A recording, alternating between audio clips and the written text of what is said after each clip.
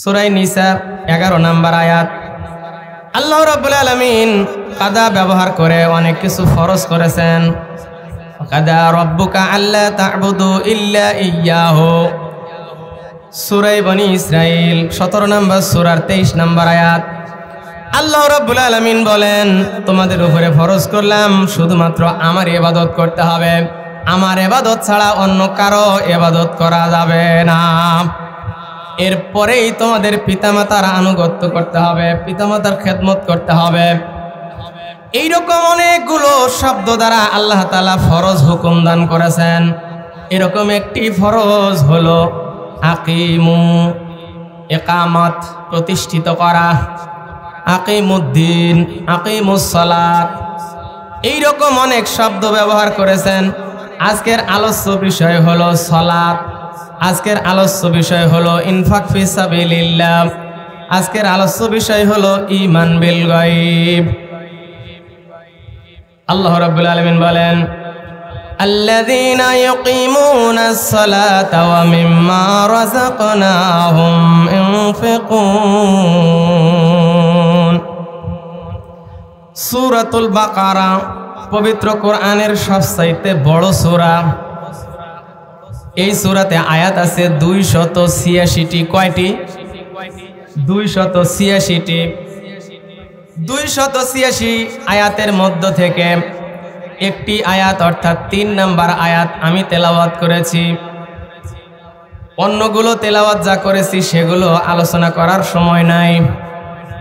আল্লাহ তাআলা যদি তৌফিক দান করেন আমি এই 3 নম্বর আয়াতের উপরে আলোচনা করব। 1 নম্বর কথা হলো এই সূরার নামকরণ। 2 নম্বর কথা হবে এই সূরার ফজিলত। 3 নম্বর হলো এই আয়াতের ফজিলত। 4 নম্বর এই আয়াতের 3টা বিষয় আলোচনা করা হয়েছে। এই 3টা বিষয়ের উপরে 2-4টি কথা। 1 নম্বর সূরার নামকরণ আল্লাহ তাআলা বলছেন সূরা বাকারা 2 নম্বর সূরা 67 নম্বর আয়াতে আল্লাহ রাব্বুল আলামিন মুসা আলাইহিস সালামের ঘটনা উল্লেখ করলেন।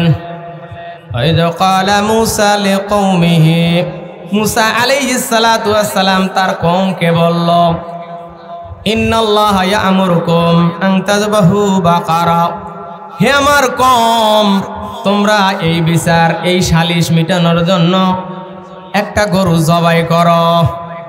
কোন সালিশ? আপনারা অনেক শুনেছেন, মনে আছে কি? একজন চাচা অনেক ধনী মানুষ ছিল, তার সম্পদ পাওয়ার জন্য ভাতিজারা তাকে হত্যা করেছিল। খাঁ গোষ্ঠী আর ভূঁইয়া গোষ্ঠী আপনাদের গ্রামে হয়তো থাকতে পারে, আপনারা মাইন্ড করেন না। খাঁ গোষ্ঠী ভূঁইয়া গোষ্ঠীর যুদ্ধ দ্বন্দ্ব চলতে আছে বছরের পর বছর। এমন সময় হয়তো লোকটা খাঁ গোষ্ঠীর ছিল, ভাতিজারা চাচাকে হত্যা করে সম্পদ পাওয়ার আশায় চাচাকে হত্যা করে ভূঁইয়া গোষ্ঠীর বাড়ির সামনে রেখে আসলো। ভূঁইয়া গোষ্ঠীর যে কোনো একজন লোকের বাড়ির সামনে রেখে আসলো। এটার দ্বারা 2 গোষ্ঠীর মধ্যে লাঠালাঠি মারামারি বেঁধে গেল।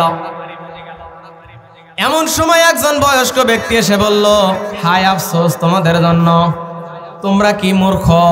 তোমাদের মধ্যে মুসা আলাইহিস সালাতু ওয়াস সালামের মতো নবী থাকতে তোমরা তার কাছে ফয়সালা না নিয়ে নিজেরা লাঠালাঠি করতেছো, তোমরা কতই হতভাগা। তারা মুসা আলাইহিস সালামের কাছে আসলো, আয়েশা বলল, হে মুসা তুমি তো আল্লাহর খাতে কথা বলো, আল্লাহর কাছ থেকে ফয়সালা নাও, আমাদের জন্য একটি ফয়সালা নিয়ে আসো। মুসা আলাইহিস সালাতু ওয়াস সালাম এই আয়াতটি তেলাওয়াত করলেন, হে আমার সম্প্রদায় তোমরা জেনে রাখো আল্লাহ তোমাদের একটি গরু জবাই করতে বলেছেন। এই গরু জবাই করে গরুর গোশত দ্বারা, তাফসিরে আসছে গরুর ঘাড়ের গোশত দ্বারা ওই মৃত ব্যক্তিকে একটা ঢেল দাও। মৃত ব্যক্তি তাজা হয়ে বলবে তাকে কে হত্যা করেছে। অনেক লম্বা ঘটনা, কোরআনেই যে ঘটনা রয়েছে সেটাই বিরাট ঘটনা, অত বলার সময় নাই, ঘটনা বলার উদ্দেশ্য নয়। আল্লাহ রাব্বুল আলামিনের কাছে বারবার তারা প্রশ্ন করতে থাকলো। বনি ইসরাইল ছিল খুব তেড়া জাতি। কি জাতি? তেড়া জাতি। বারবার প্রশ্ন করতে থাকলো, কেমন গরু হবে, গাভী হবে না বক? ষাঁড় হবে, সেই গাভী গরু বয়স্ক হবে না কম বয়সী হবে, লাল হবে না হলুদ হবে, হাল চাষ করা হবে না হাল চাষ ছাড়া হবে, দাঁতিল হবে না অদাঁতিল হবে, শিংওয়ালা হবে না শিং ছাড়া হবে, দুধওয়ালা হবে না দুধ ছাড়া হবে, এক বিয়ানের গাভী হবে না দুই বিয়ানের হবে। নানান প্রশ্ন করার ফলে এমন জটিল হয়ে গেল, অনেক কষ্ট করে সেটা মিলাইতে হলো। ঘটনা অনেক লম্বা, আমি সংক্ষিপ্ত সার অংশটুকু বলছি। যখন ওই গরুটাকে জবাই করা হলো, গরুর এক টুকরা গোস্ত নিয়ে চাচার শরীরে মারা হলো। চাচা তাজা হয়ে গেল, বলল ওই ভূঁয়া গোষ্ঠীর লোকেরা আমাকে মারে নাই, আমার ভাতিজারা এই সম্পদের লোভে আমাকে হত্যা করেছে। এই ঘটনা যেহেতু কোরআনে পাকে আসছে, এই সূরার মধ্যে আসছে, এই জন্য এই সূরার নাম হয়েছে সূরাতুল বাকারা, মানে গরুর সূরা। কিসের সূরা? গরুর সূরা।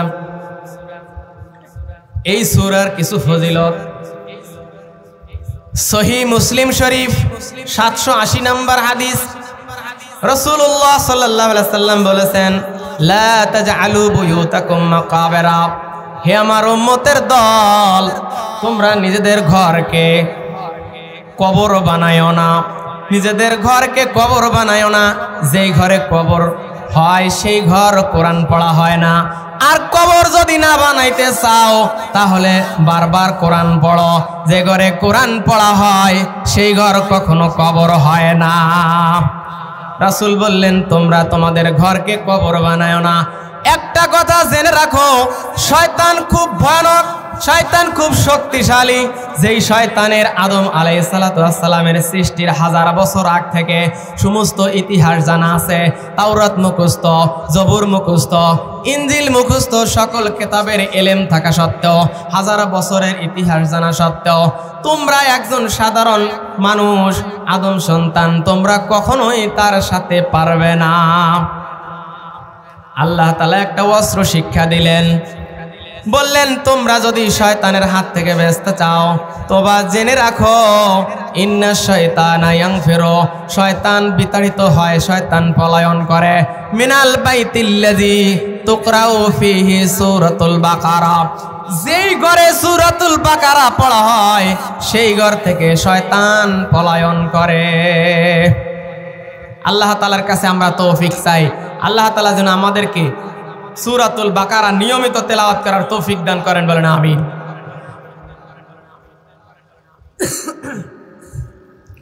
এই সূরার প্রথম যে আয়াতগুলো তেলাওয়াত করেছি সেই আয়াতের কিছু ফজিলত। রাসূলুল্লাহ সাল্লাল্লাহু আলাইহি সাল্লাম বলেছেন, এই সূরায় সূরাতুল বাকারাতে এমন 10টি আয়াত আছে, যেই 10টি আয়াত যদি কোনো মুমিন বান্দা, কোনো মুসলমান বান্দা বান্দি পড়ে, যদি 10টি আয়াত দিনে পড়ে তাহলে 3 দিন পর্যন্ত এই 10টি আয়াতই তার জন্য যথেষ্ট হবে। সুবহানাল্লাহ। 10টি আয়াত যদি রাতে পড়ে তাহলে 3 রাত পর্যন্ত তার এই 10টি আয়াতই যথেষ্ট হবে। দিনে পড়লে 3 দিন আর রাতে পড়লে 3 রাত। যদি আমরা দিনে একবার রাতে একবার পড়তে পারি তাহলে 3 দিন পর্যন্ত আল্লাহ আমাদেরকে হেফাজত করবেন, শয়তান কোনো ক্ষতি করতে পারবে না। ইবলিসের ক্ষতি ছাড়াও মানুষের ক্ষতি, অন্যান্য জিনের ক্ষতি, ভূত পেতনির ক্ষতি, কোনো কিছুই আমাদের ক্ষতি করতে পারবে না। 10টি আয়াত জানা দরকার আছে না নাই? 10টি আয়াতের মধ্যে প্রথম হলো 4টি আয়াত, ওয়াবিল আখিরাতি হুম ইউকিনুন, এই পর্যন্ত আলিফ লাম থেকে শুরু।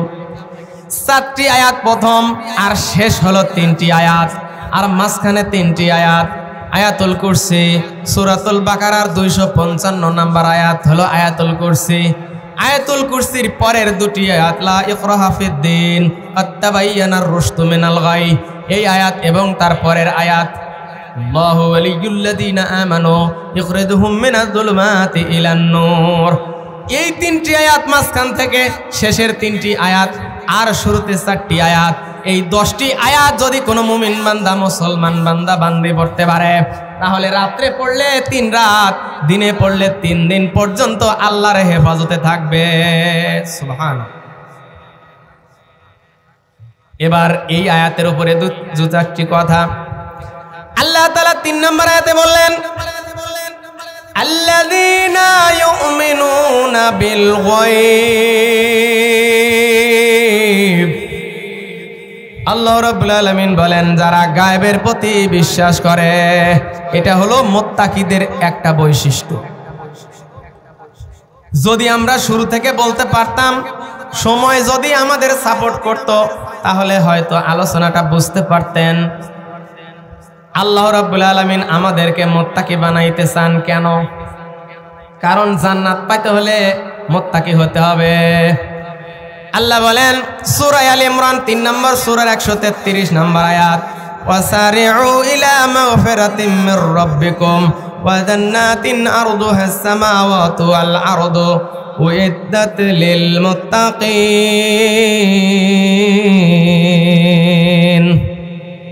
বলেন আল্লাহু আকবার। আল্লাহ রাব্বুল আলামিন বলেন, হে মুমিনেরা, হে মুসলমানেরা, তোমরা দৌড়াও। কোন দিকে দৌড়াবে? আল্লাহর মাগফিরাতের দিকে দৌড়াও, আল্লাহর ক্ষমার দিকে দৌড়াও, আর ওই জান্নাতের দিকে দৌড়াও। ক্ষমা নিয়ে জান্নাতে প্রবেশ করো, জান্নাতের দিকে দৌড়াও, যেই জান্নাতের প্রশস্ততা হলো আসমান জমিন। সুবহানাল্লাহ। এই জান্নাতের দৈর্ঘ্য কতটুকু আল্লাহ তাআলা বলেন নাই, কারণ দৈর্ঘ্য যে কত বড় এটা বুঝতে হলে যেই ব্রেন, যেই মেধা প্রয়োজন, মুমিন বান্দা, মুসলমান বান্দার জন্য মানুষের ব্রেনে সেটা কখনো ধরবে না। আল্লাহ তাআলা দৈর্ঘ্যের কথা বললেন না, আল্লাহ তাআলা বললেন এই জান্নাত হলো প্রশস্ততা হলো আসমান জমিন। সেই জান্নাত কাদেরকে দেওয়া হবে? উইদ্দাত লিল মুত্তাকিন, মুত্তাকিদের দেওয়া হবে। যারা মুত্তাকি হতে পারবে, তাকওয়ার গুণ অর্জন করতে পারবে, ওই সকল লোকেরা জান্নাতি হবে, আল্লাহর ওলি হবে, তাদের রিজিকের দায়িত্ব আল্লাহ নেবেন। অনেক ফজিলত রয়েছে। আল্লাহ তাআলা বলছেন সূরা ইউনূসে 10 নম্বর সূরার 62-63 নম্বর আয়াতে, আলা ইন্না আউলিয়া আল্লাহি লা খাউফুন আলাইহিম ওয়ালা হুম ইয়াহজানুন। আল্লাহু আকবার।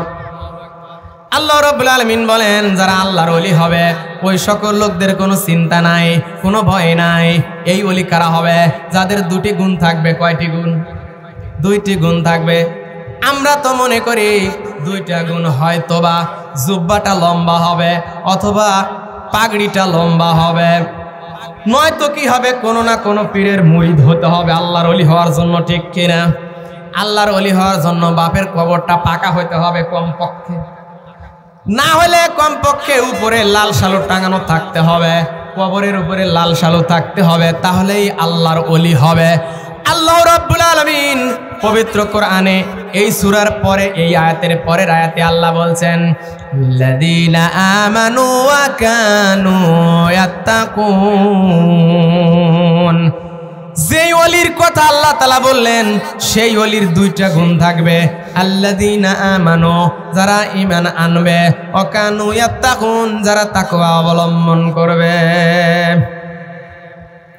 কুল আউনাব্বিউকুম বিখায়রিম মিন যালিকুম লিল্লাযীনা তাকাও ইনদা রাব্বিহিম জান্নাত।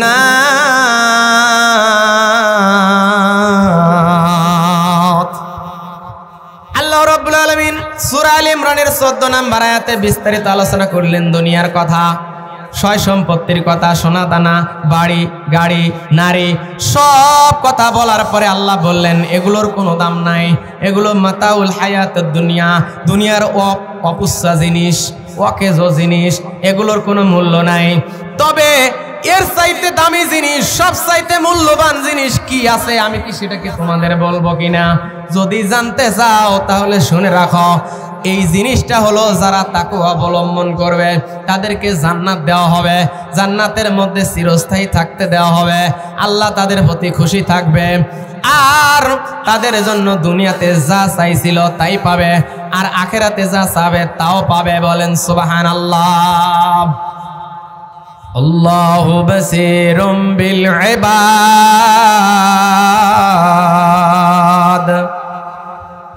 আল্লাহ রাব্বুল আলামিন বলেন, এই তাকওয়া যদি অবলম্বন করতে পারো তাহলে এই কোরআন থেকে হেদায়েত পেতে পারো। জান্নাতে আমরা যেতে চাই কি চাই না? জান্নাতে যেতে চাই, জান্নাত যদি পেতে চাই তাহলে লাগবে তাকওয়া। কি লাগবে? তাকওয়া। তাকওয়া শিক্ষা দেওয়ার জন্য আল্লাহ তাআলা এই রমজান মাস দিয়েছিলেন। আমরা কতটুকু তাকওয়া অর্জন করতে পারছি আমাদের একটু চিন্তা করা দরকার কি দরকার না? ঈদের দিন ঈদুল ফিতর হযরত ওমর ফারুক রাদিয়াল্লাহু তাআলা আনহু ইমাম হিসেবে খুতবা দান করবেন, সালাত আদায় করবেন। হযরত ওমর রাদিয়াল্লাহু আনহুকে পাওয়া যাচ্ছে না। তার বাড়িতে যাওয়া হলো, দেখলেন ঘরের মধ্যে বসে বসে কাঁদছে। সাহাবীরা জিজ্ঞাসা করলেন, ইয়া আমিরাল মুমিনিন, আপনি কাঁদছেন কেন? ঈদগাহে যান, সালাতের সময় হয়ে গেল। ওমর রাদিয়াল্লাহু আনহু বলেন, আল্লাহ তাআলা তাকওয়া শিক্ষা দেওয়ার জন্য বলেছিলেন কুতিবা আলাইকুমুস সিয়াম, তোমাদের উপরে রোজা ফরজ করা হলো। আর পূর্ববর্তীদের জন্য রোজা ফরজ করা হয়েছিল। উদ্দেশ্য ছিল একটা, লাআল্লাকুম তাত্তাকুন, তোমরা তাকওয়া অবলম্বন করতে পারবে, মুত্তাকি হতে পারবে আর পাপ ছেড়ে দিতে পারবে। ওমর রাদিয়াল্লাহু তাআলা আনহু বলেন, আমার পাপ মুক্ত হতে পারলাম কিনা, পাপ সব ক্ষমা হলো কিনা, আমি তাকওয়া অর্জন করতে পারলাম কিনা, সিয়াম করলাম কবুল হলো কিনা, আর কিয়াম করলাম, তারাবি পড়লাম, তাহাজ্জুদ পড়লাম, আল্লাহর দরবারে কবুল হলো কিনা, এটার তো কোনো গ্যারান্টি পাইলাম না। এই চিন্তায় আমি কাঁদতেছি। তাদের যে পেরেশানি ছিল, আমাদের পেরেশানি আছে কি নাই? পেরেশানি নাই। আমরা মনে করতেছি যে রমজান শেষ, আমরা হাফ ছেড়ে বাঁচলাম, আর বিড়ি খাওয়া কেউ ঠেকাইতে পারবে না, ঠিক কিনা? আমরা তো দিনে বিড়ি খাইতে পারতাম না, বিড়ি খাইলেই ইমাম সাহেব সামনে পড়ে, বিড়ি ধরালেই মুয়াজ্জিন সাহেব সামনে পড়ে। রমজান মাস, আর রমজান চলে গেছে, আর তো রোজা রাখি না, ইমাম সাহেবেরও ভয় নাই, মুয়াজ্জিন সাহেবেরও ভয় নাই। সারাদিন এক প্যাকেট শেষ করলেও কেউ নিষেধ করবে না। বলেন ঠিক কিনা?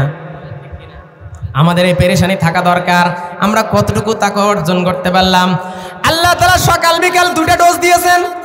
ডাক্তাররা যেমন সকালে 1 ফোঁটা, বিকেলে 1 ফোঁটা, সকালে 1 ট্যাবলেট, বিকেলে 1 ট্যাবলেট বলেন, আল্লাহ তাআলা দিয়েছেন বছরে 2টা ট্যাবলেট। একটা হলো রমজান, একটা হলো কোরবানি। কোরবানির ব্যাপারে আল্লাহ তাআলা বলছেন, লাইয়ানালাল্লাহা লুহুমুহা ওয়ালা দিমাউহা ওয়ালাকিন ইয়ানালুহুত তাকওয়া মিনকুম। তোমাদের এই কোরবানির গোশত আমি নেব না, রক্ত আমি নেব না, আমি নেব তোমাদের তাকওয়া। এখানেও তাকওয়া। সূরাতুল হজ 22 নম্বর সূরা 37 নম্বর আয়াত। আল্লাহ তাআলা বললেন, যদি তাকওয়া অর্জন করতে পারো কুরবানি কবুল হবে, তাকওয়া নাই কুরবানি কবুল হবে না, শুধু সম্পদটাই লস হবে। হাবিল কুরবানি করলো, কবুল হয়ে গেল, কাবিলের কবুল হলো না। কাবিল মারতে গেল হাবিলকে। হাবিল বলল, আমার তো কোনো দোষ নাই, আমি তাকওয়া অর্জন করেছি, আমার কুরবানি কবুল হয়েছে। আপনি যদি তাকওয়া অর্জন করতেন তাহলে আপনারটাও কবুল হতো। কারণ আল্লাহ তাআলা বলছেন সূরা মায়দা 5 নম্বর সূরা 27 নম্বর আয়াত, ইন্নামা ইয়াতাকাব্বালুল্লাহু মিনাল মুত্তাকিন। বলেন আল্লাহু আকবার। হাবিল এই কথা বলেছিল যে মুত্তাকিদের থেকে কবুল হয়, আমি মুত্তাকি হয়েছি, কুরবানি কবুল হয়েছে, আর আপনি মুত্তাকি হতে পারেন নাই, তাকওয়া অর্জন করতে পারেন নাই, এই জন্য আপনার কুরবানি কবুল হয় নাই। আল্লাহ তাআলা 2টা সিস্টেম দিলেন, রোজা রাখো, তাকওয়া অর্জন করো, জান্নাতে চলে যাও, কুরবানি করো, তাকওয়া অর্জন করো, জান্নাতে চলে যাও। এই তাকওয়া অর্জন করার জন্য যেই সকল কাজ করতে হবে তার মধ্যে 1 নাম্বার হলো গায়েবে বিশ্বাস করা। আমি কিন্তু আলোচনায় ঢুকতেছি। 1 নাম্বার আল্লাহ তাআলা যে গুণ বলেছেন সেই গুণ হলো মুত্তাকি হওয়ার জন্য যে গুণ, 1 নাম্বার গুণ হলো গায়েবে বিশ্বাস করা। গায়েব মানে কি? যে জিনিসগুলো দেখা যায় না, আল্লাহ তাআলা গায়েব, ফেরেশতা গায়েব, জান্নাত গায়েব, জাহান্নাম গায়েব, আখিরাত গায়েব, কবর গায়েব, যেগুলো আমরা দেখতে পাই না, না দেখেও যেটা আমরা বিশ্বাস করি সেটার নাম হলো ঈমান বিল গায়ব। গায়েবের খবর আমরা অনেক কিছু পাইছি, জান্নাতে সুখ আর সুখ, মা তাশতাহি আনফুসুকুম ওয়া লাকুম ফিহা মা তাদউন। সুবহানাল্লাহ। আল্লাহ রাব্বুল আলামিন বলেন, কোরআনে পাকে সূরা ফুসসিলাত 41 নম্বর সূরা 31 নম্বর আয়াত আল্লাহ তাআলা বলছেন জান্নাত এমন সুখের জায়গা যেই জান্নাতে তোমরা মনে যা চাইবে তাই তোমাদের দেওয়া হবে। সুবহানাল্লাহ। চাইতে হবে না যে আল্লাহ একটু দেন, মনে অন্তরে বলার সাথে সাথে আল্লাহ তাআলা হাজির করে দেবেন। সুবহানাল্লাহ। এই সকল কিছু বিশ্বাস করতে হবে। জাহান্নামের শাস্তি কঠিন ভয়ানক শাস্তি বিশ্বাস করতে হবে। কবরে আল্লাহ তাআলার কাছে হিসাব দিতে হবে, বিশ্বাস করতে হবে। এটা হলো গায়েবে বিশ্বাস। এটা কিসে বিশ্বাস? গায়েবে বিশ্বাস। গায়েবের খবর কার কার কাছে আছে এই বিষয়ে দুটি আয়াত বলে এই আলোচনা শেষ করব। আল্লাহ রাব্বুল আলামিন বলছেন গায়েবের খবর আছে একমাত্র আল্লাহর কাছে। কার কাছে? আল্লাহ তাআলার কাছে।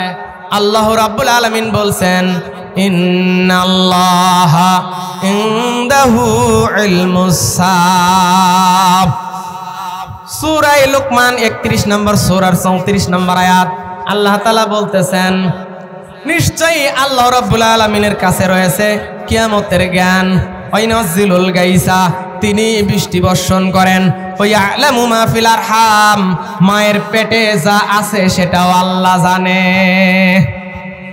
আপনারা বলবেন ডাক্তাররাও তো জানে, আলট্রাসাউন্ড করে বলে ছেলে আছে না মেয়ে আছে। এটা কখন বলে? 8 মাস 9 মাস হওয়ার পরে বলে, ঠিক কিনা? একজন নারীর বিয়ের আগে, একজন নারী দুনিয়াতে আসার সাথে সাথে, এমনকি আসার আগেও তার পেটে কয়টা বাচ্চা আছে আল্লাহ তাআলা জানে কি জানে না?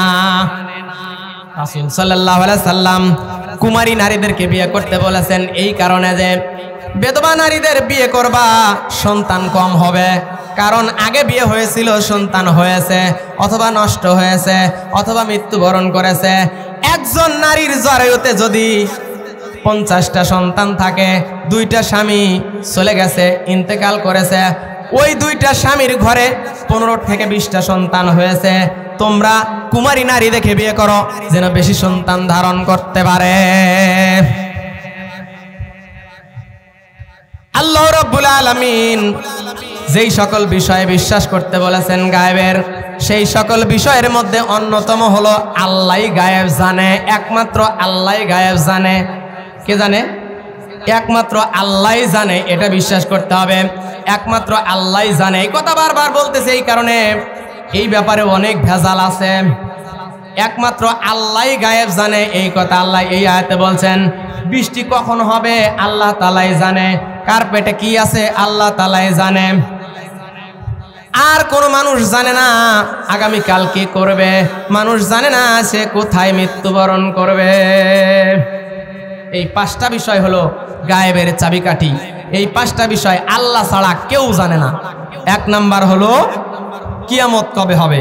2 নাম্বার বৃষ্টি কোথায় হবে, মিকাইল আলাইহিস সালামও জানে না যে বৃষ্টি কোথায় কখন দিতে হবে।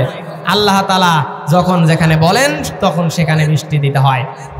3 নাম্বার হলো মায়ের পেটে কি আছে সেটা আল্লাহ ছাড়া কেউ জানে না।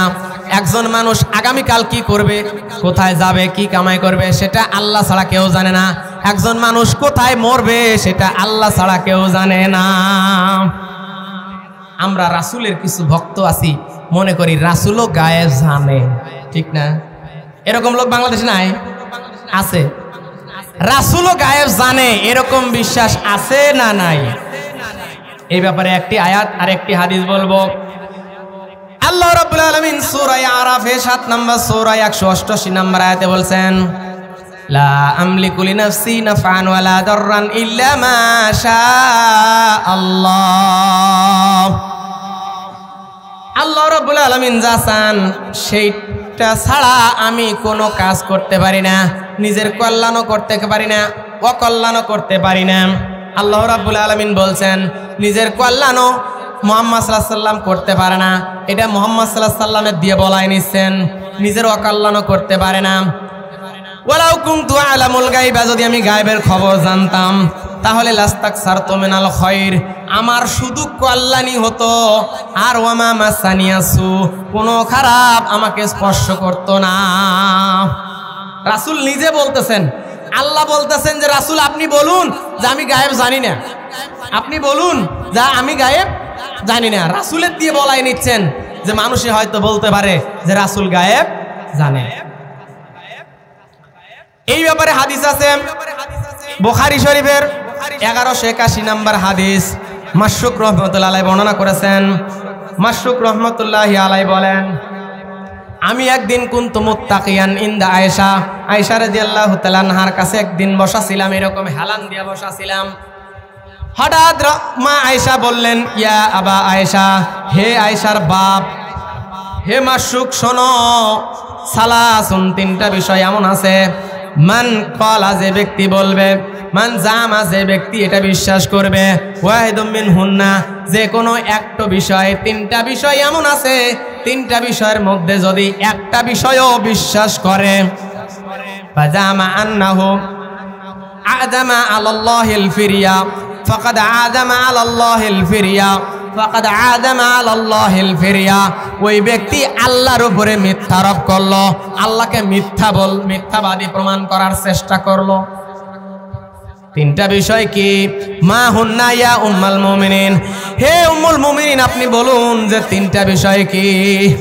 মা আয়েশা বললেন, তিনটা বিষয়ের মধ্যে একটা বিষয় হলো, যেই ব্যক্তি বিশ্বাস করবে, মান জামা, যদি কেউ মনে করে, আন্না রাসূলুল্লাহ সাল্লাল্লাহু আলাইহি সাল্লাম, রাসূল সাল্লাল্লাহু আলাইহি সাল্লাম রাআ রাব্বাহু, তার রবকে দেখেছেন, তাহলে ফাকাদ আযামা আলাল্লাহিল ফিরিয়া, সেজন্য আল্লাহকে মিথ্যাবাদী বলল। অথচ আল্লাহ বলেছেন, লা তুদরিকুহুল আবসার ওয়া হুয়া ইউদরিকুল আবসার ওয়া হুয়াল লাতীফুল খাবীর। সূরা তাকবীর 81 নম্বর সূরার 23 নম্বর আয়াত দিয়ে দলিল দিলেন, বললেন আল্লাহকে দেখা কোনো মানুষের চোখের সম্ভব নয়, অথচ আল্লাহ সবাইকে দেখে কি দেখে না? অনেক মানুষ আছে যে আল্লাহর একার পক্ষে দেখা সম্ভব নয়, বলেন নাউযুবিল্লাহ। আল্লাহ রাব্বুল আলামিন সবকিছু দেখে, আমরা অন্তরে যা বলি সেটাও আল্লাহ শোনে কি শোনে না? আপনারা হয়তো বললেন, এই কয়জন মানুষ বিশ্বাস করেন যে আল্লাহ জানে? অনেকেই তো বলে যে আল্লাহ তাআলা একা সবকিছু সামাল দেওয়া সম্ভব নয়, এই জন্য বাছাই করা 70 জন অলিদেরকে দায়িত্ব দিচ্ছেন ভাগ করে, এর মধ্যে থেকে বাছাই করছেন 40 জন কুতুব, 40 জন কুতুবের মধ্য থেকে 7 জন আবদাল, 7 জনের মধ্য থেকে বাছাই করে 4 জনকে আল্লাহ তাআলা দায়িত্ব দিচ্ছেন। এই দায়িত্বপ্রাপ্ত অলিরা 4 জন অলি দুনিয়া নিয়ন্ত্রণ করে, বলেন নাউযুবিল্লাহ। আপনারা নাউযুবিল্লাহ বলতেছেন, কিন্তু আরো মানুষ তো বলে সুবহানাল্লাহ, আমার বাবা হুজুরের কত দাম, আমার বাবা হুজুর এইরকম দুনিয়া আসমান জমিন পরিচালনা করে। এই আসমান হ্যায় তেরা, এই আসমান হ্যায় তেরা, এ জমিন হ্যায় তেরি, মকসুদ মেরা কর দে পুরা, আয়ে খাজা আজমেরি, বলেন নাউযুবিল্লাহ। হে খাজা আজমেরি, হে মঈনুদ্দিন চিশতি রহমতুল্লাহি আলাইহি, তার কাছে দোয়া করতেছি, বাবা গো, এই আসমান তুমি পরিচালনা করো, এই জমিন তুমি পরিচালনা করো, আমার মনের আশাগুলো তুমি পূরণ করো, বলেন নাউযুবিল্লাহ। তাকে আল্লাহ পর্যন্ত পৌঁছে দেওয়া হচ্ছে। আবার কেউ কেউ তাকে এটা না করলেও মুহাম্মদ সাল্লাল্লাহু আলাইহি সাল্লামকে আল্লাহ পর্যন্ত পৌঁছা দিচ্ছে, বলছে মুহাম্মদ আর আল্লাহ একই। এই বিষয়ে আমি খুতবাতে আলোচনা করছি। বলা হচ্ছে মুহাম্মদ কো খোদা নেহি, মুহাম্মদ খোদা নয়, লেকিন খোদা সে জুদা ভি নেহি, তবে মুহাম্মদ খোদা থেকে আলাদাও কিছু নয়, বলেন না। এরকম বিশ্বাস মানুষের আছে কি নাই? মানুষ মনে করছে আল্লাহ তাআলার সবকিছু খবর রাখা একার পক্ষে সম্ভব নয়, এই জন্য আল্লাহ তাআলা 4 জনকে ভাগ করে দিয়েছেন, এই জন্য 7 জনকে, এই জন্য 40 জনকে ভাগ করে দিয়েছেন। আর বলতেছেন আপনি হয়তো পাপ করেছেন, অন্যায় করেছেন, আপনাকে আল্লাহ দেখে নাই, আমার বাবা দেখছে, তবে বাবা দয়ালু, এই জন্য আপনাকে ক্ষমা করে দিবে। গাজা খাইছো গাজা, দেখছে খাজা, হইও না রে পেরেশান, খাজা আজমেরি মুর্শিদ রূপে দয়াল বাবা মেহেরবান, বলেন নাউযুবিল্লাহ। আল্লাহ তাআলা হয়তো দেখে নাই আপনি চুপি চুপি খাইছেন, কিন্তু বাবা তো দেখছে, কারণ এই এলাকা বাবার এলাকা। কার এলাকা? আল্লাহ হয়তো এদিকে খেয়াল করছে না। ওই অঞ্চল তোমাকে দিয়েছি, তুমি ওই অঞ্চলের সভাপতি, তুমি ওই অঞ্চল দেখবা, কে গুনাহ করলো, কে পাপ করলো, কে ভুল করলো, কে ঠিক করলো, সেটা তুমি দেখাশোনা করো। ওই ব্যাপারে আমার কোনো এখতিয়ার নাই। এই জন্যই তো মুরিদে বলতেছে, হুজুর আপনি আমাদেরকে ছাড়া বেচতে যায়েন না। আমরা বছরে বছরে গরু দেব, বছরে বছরে মন মন দান দেব, আপনি আমাদের ছাড়া বেচতে যায়েন না। আর আমার সালাতও লাগে না, সিয়ামও লাগে না, কারণ বাবা তো আমাকে ছেড়ে জান্নাতে যাবে না। বলেন ঠিক কিনা? সব দেশেই আছে, আমাদের দেশেও আছে, এই দেশেও আছে। বলেন ঠিক কিনা? আল্লাহ রাব্বুল আলামিন শুধু গায়েব জানে, একা আর কেউ জানে না। মা আয়েশা বলতেছেন, দলিল দিলেন একটা। 2 নাম্বার হলো মাশরুক রহমাতুল্লাহ আলাইহি এরকম হেলান দিয়েছিলেন। মাশরুক রহমাতুল্লাহ বলেন, কুনতু মুত্তাকিয়ান, আমি বসেছিলাম হেলান দিয়া, এরপরে জালাস্তু, আমি নড়ে চড়ে বসলাম, সোজা হয়ে বসলাম। এরপরে বললাম, ইয়া উম্মুল মুমিনিন, হে উম্মুল মুমিনিন আপনি থামুন, উনজুরনি, আমার দিকে তাকান, আপনার কথা বন্ধ করুন, আমার কথা একটু শুনুন। আল্লাহ তাআলা তো পবিত্র কোরআনে বলছেন, ওয়ালাকাদ রাআহু বিল উফুকিল মুবিন, তিনি তাকে চূড়ান্ত দিগন্তে তাকে দেখলেন, উজ্জ্বল দিগন্তে তিনি তাকে দেখলেন। আরেকটা আয়াতে আল্লাহ তাআলা বলছেন, ওয়ালাকাদ রাআহু নাজলাতান উখরা, তিনি তাকে আবারও দেখলেন। এই যে আল্লাহ তাআলা বলছেন তিনি তাকে দেখলেন, উজ্জ্বল দিগন্তে দেখলেন, স্পষ্ট দেখলেন, এরপরে আবার বললেন তিনি তাকে আবারও দেখলেন। এই যে দেখার কথা বলা হচ্ছে, তাহলে এর মানে কি? মা আয়েশা বললেন, মাশরুক শোনো, আমি হলাম আনা আউয়ালু মিন হাযিহিল উম্মাহ, এই উম্মতের মধ্যে আমি সর্বপ্রথম ব্যক্তি। মান সাআলা রাসূলুল্লাহ সাল্লাল্লাহু আলাইহি সাল্লাম ফি হাযিহি, এই ব্যাপারে আমি রাসূলকে প্রথম জিজ্ঞাসা করেছিলাম, ইয়া রাসূলুল্লাহ এই আয়াতের মানে কি? আপনি কি আল্লাহকে দেখেছেন? রাসূল সাল্লাল্লাহু আলাইহি সাল্লাম বলেছেন, আরে আয়েশা শোনো, এটা তো জিবরাইল আলাইহিস সালামের কথা বলা হয়েছে, আমি জিবরাইলকে কখনো দেখি নাই। লাম আরাহু, আমি জিবরাইলকে কখনো দেখি নাই। ফি সূরাতিল্লাতী খুলিকা আলাইহা, যেই সূরাতে আল্লাহ তাআলা জিবরাইলকে বানিয়েছে, ওই সূরাতে আমি জিবরাইলকে কখনো দেখি নাই। ইল্লা, শুধু, গায়রা হাতাইনাল মাররাতাইন, এই 2 বার ছাড়া, যেই 2 বারের কথা আল্লাহ তাআলা কোরআনে বলেছে, যে 2 বারের কথা আল্লাহ বলেছেন, সেই 2 বার ছাড়া আর কোনো বার কখনোই জিবরাইলকে আসল আকৃতিতে দেখি নাই। এর দ্বারা বোঝা গেল রাসূলুল্লাহ সাল্লাল্লাহু আলাইহি সাল্লাম আল্লাহ তাআলাকে দেখেন নাই। মা আয়েশা বললেন, 2 নাম্বার বিষয় হলো, হে মাশরুক তুমি যদি বলো, কেউ যদি বলে, মান জামা, কেউ যদি বলে রাসূলুল্লাহ সাল্লাল্লাহু আলাইহি সাল্লাম কোনো কিছু গোপন করেছেন কোরআন থেকে, মান কাতামা শাইআম মিন কিতাবিল্লাহ, আমার কথা কি জোরে শোনা যাচ্ছে না আস্তে শোনা যাচ্ছে? কানে কি লাগতেছে? আল্লাহর রাসূল সাল্লাল্লাহু আলাইহি সাল্লাম, মা আয়েশা বলতেছেন, যদি রাসূল সাল্লাল্লাহু আলাইহি সাল্লাম কোনো আয়াত নকল করে থাকে, গোপন করে থাকে, বাদ দিয়ে থাকে, এটা যে ব্যক্তি বিশ্বাস করবে সেই ব্যক্তি আল্লাহর উপর মিথ্যারোপ করলো। কারণ আল্লাহ তাআলাই বলেছেন, ইয়া আইয়ুহার রাসূল বাল্লিগ মা উনজিলা ইলাইকা মির রাব্বিক। সূরা মাইদা 5 নম্বর সূরা 67 নম্বর আয়াত আল্লাহ বলতেছেন, হে রাসূল, আপনার রবের পক্ষ থেকে যেই কথাগুলো নাজিল হয়, যেই আয়াতগুলো নাজিল হয়, এটা আপনি প্রচার করুন। যদি প্রচার না করেন তাহলে আপনাকে রাসূল হিসেবে রাখা সম্ভব নয়। যেহেতু আল্লাহর নবী রাসূল আছেন, সুতরাং বোঝা যাচ্ছে আল্লাহ রাসূল প্রচার করেছেন। যে ব্যক্তি বলবে আল্লাহ রাসূল সব আয়াত প্রচার করেন নাই, কিছু গোপন করেছেন, তাহলে ওই ব্যক্তি আল্লাহর উপর মিথ্যারোপ করলো।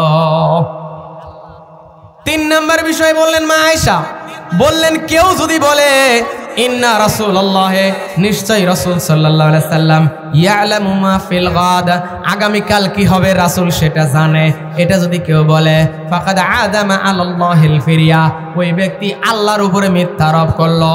কারণ আল্লাহ তাআলাই বলেছেন, লা ইয়ালামু মান ফিস সামাওয়াতি ওয়াল আরদিল গায়বা ইল্লাল্লাহ। আসমানে যারা আছে, জমিনে যারা আছে, কেউ গায়েবের খবর জানে না। গায়েবের খবর একমাত্র জানেন কে? আল্লাহ। এটা আমাদের বিশ্বাস করতে হবে, এটা আকীদার একটা অংশ।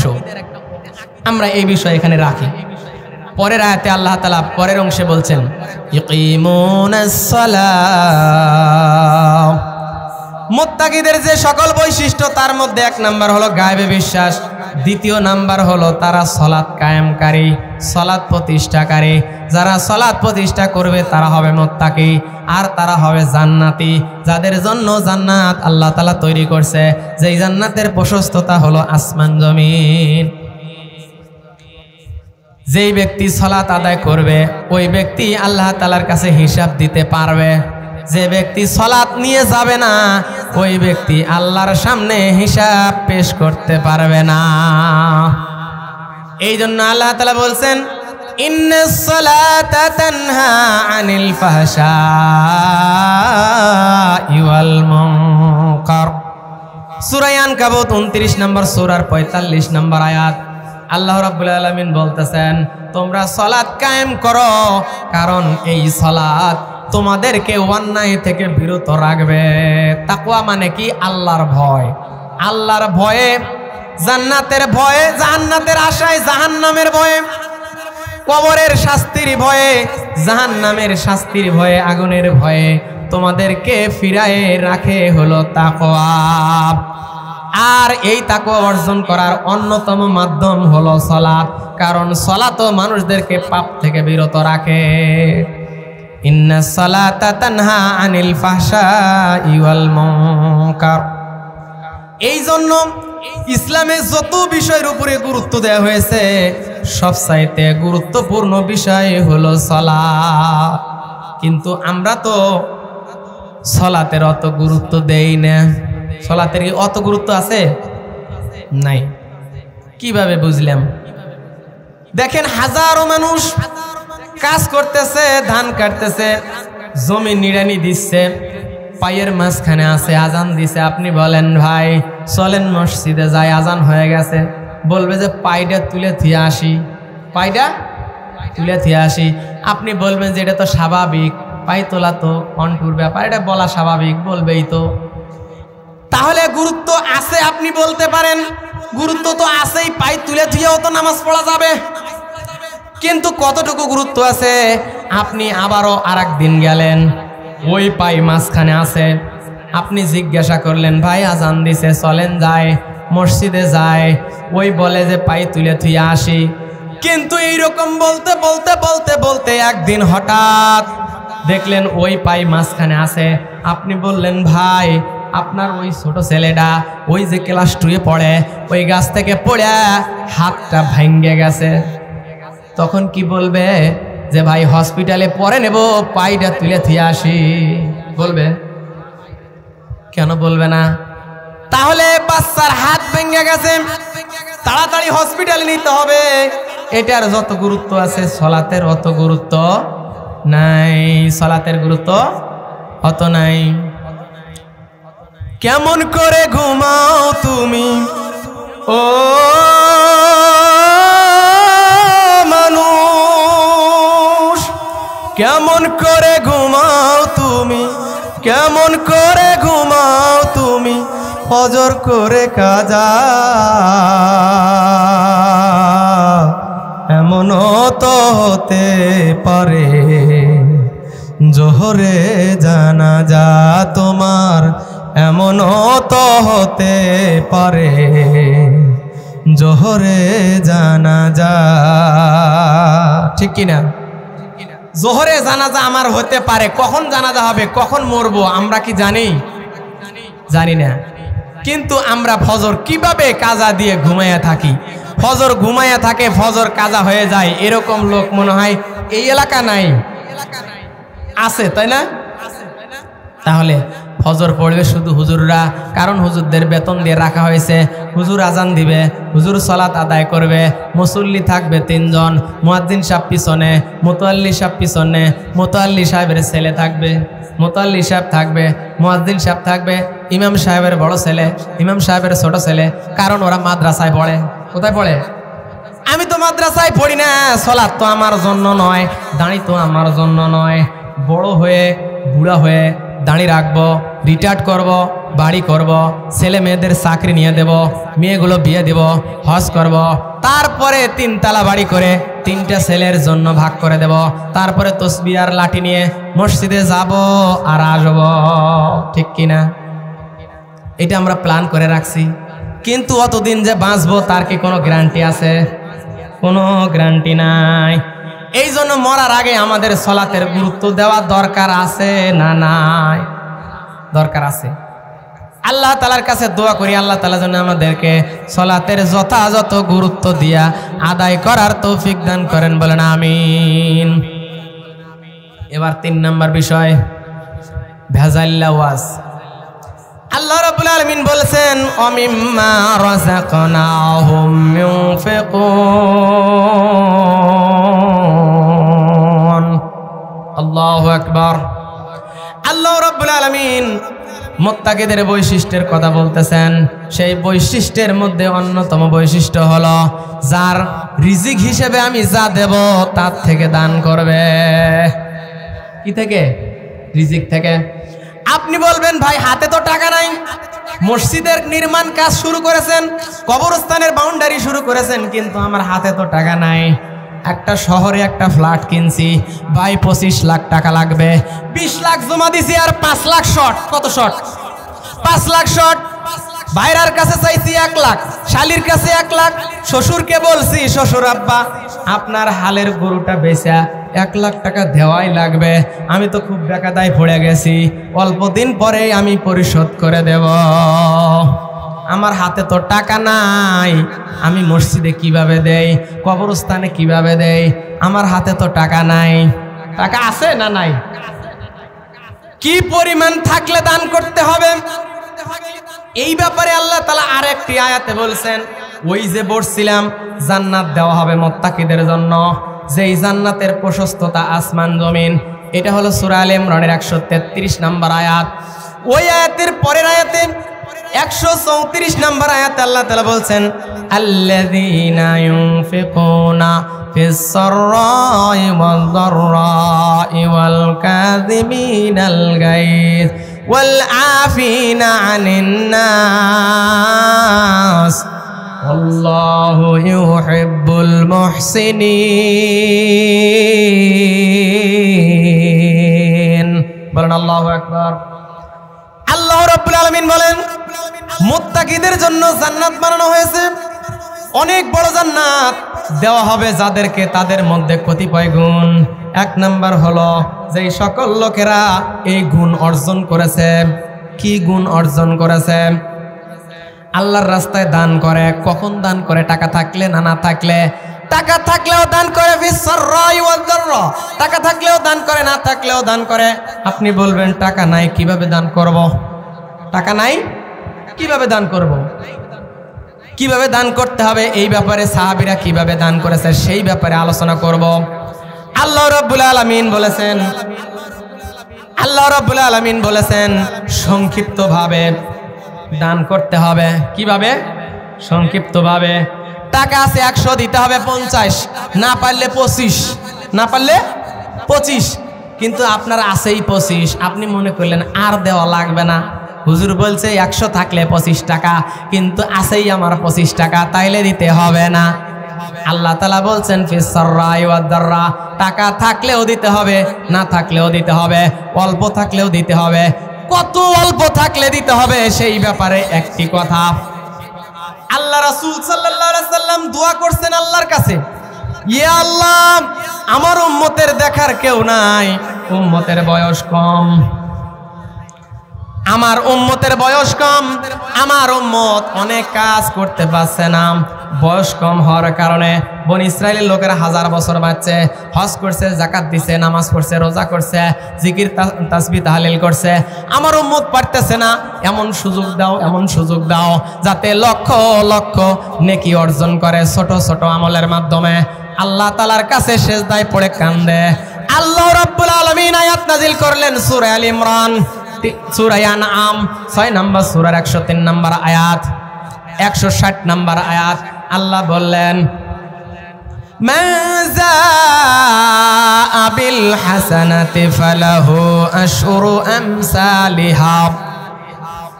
তোমার উম্মত যদি একটা নেকি করে তাহলে তার 10 গুণ দেওয়া হবে। বলেন সুবহানাল্লাহ। কয় গুণ? 10 গুণ দেওয়া হবে। এমন 3 শ্রেণীর লোক আছে যাদের আমল করলে ডবল ডবল নেকি হয়। একবার হজ করলে 2 হজের নেকি, 1 রাকাত নামাজ পড়লে 2 রাকাত, একবার খতম দিলে 2 খতম। যত আমল করবে সব ডবল ডবল হবে। এই কথাটা আল্লাহ আগে বলেছিলেন সূরা কাসাসের 54 নম্বর আয়াত। উলাইকাল্লাযীনা ইউতুনা আজরাহুম মাররাতাইন।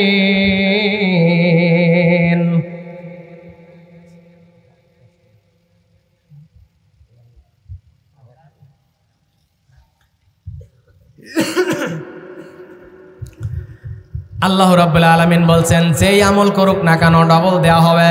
1 নাম্বার গুণ হলো তাদের মধ্যে ধৈর্য থাকতে হবে, আর তাদের অসৎ কাজকে হটাই দিতে হবে সৎ কাজের দ্বারা, আর ওই লোককে আল্লাহর রাস্তায় দান করতে হবে।